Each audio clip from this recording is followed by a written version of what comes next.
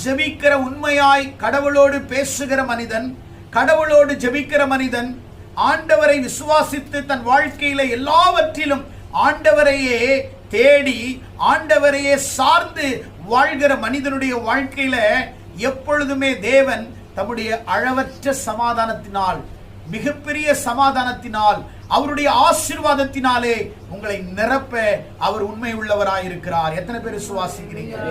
எத்தனை பேர் விசுவாசிக்கிறீங்க? அன்னாள் ஜெபித்த பிறகு அவள் முகம் துக்கமாய் இருக்கவில்லை. நீங்க இத்தனை ஆண்டுகள் திருச்சபைக்கு வந்து இத்தனை வசனங்களை கேட்டு நீங்கள் ஜெபித்த பிறகும் என் வாழ்க்கையில ஒரு துக்கம் இருக்கிறது பாஸ்டர், நான் கஷ்டமா இருக்கிறேன், நான் அவ்வளவு வேதனையில் இருக்கிறேன்னு நீங்க சொல்றீங்கன்னா நீங்கள் ஒரு சரியாக ஆண்டவரோடு கூட உறவாடாத, ஜெபிக்காத, நம்பிக்கை அற்ற நிலையிலே உங்கள் வாழ்க்கையை நீங்கள் கழித்து கொண்டிருக்கிறீர்கள் என்று நான் நினைக்கிறேன்.